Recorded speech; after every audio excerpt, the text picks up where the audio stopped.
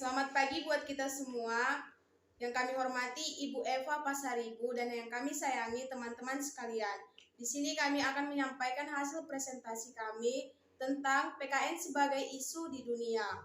Sebelum itu, izinkan kami memperkenalkan diri masing-masing.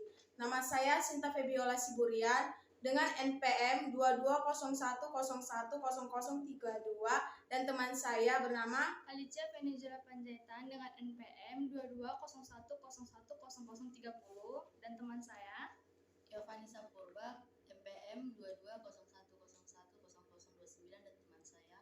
Nama saya Desi Romulo Sinaga dengan NPM 2201010028 dan teman saya.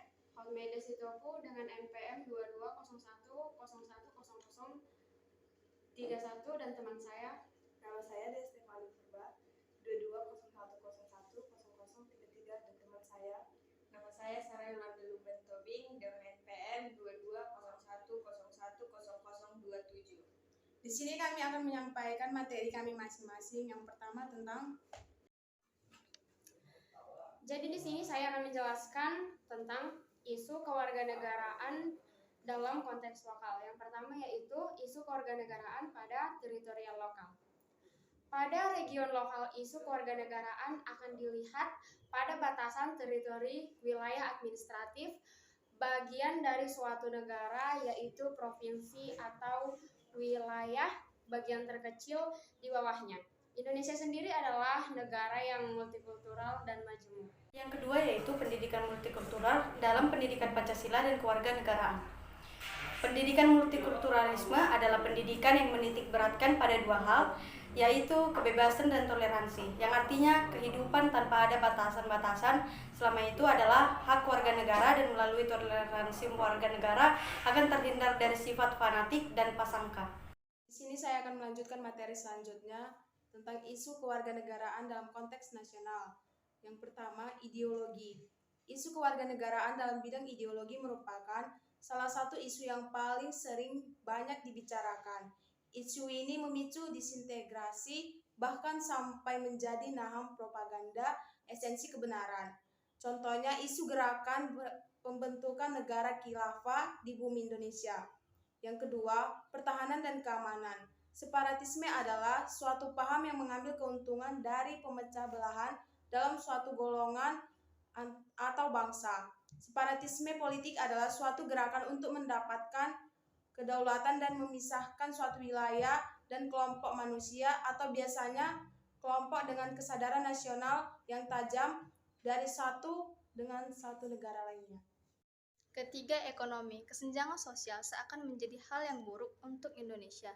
Hal ini dikarenakan masih ada 25,14 juta penduduk Indonesia tergolong miskin. Angka tersebut merupakan angka yang kecil karena berdampak pada kelompok yang berpendapatan rendah sehingga sulit untuk mengakses dan pelayanan dasar seperti makanan, kesehatan, dan pendidikan. Efek negatif dari persoalan ekonomi ini berdampak pada bidang politik dan budaya yang akan melahirkan diskriminasi.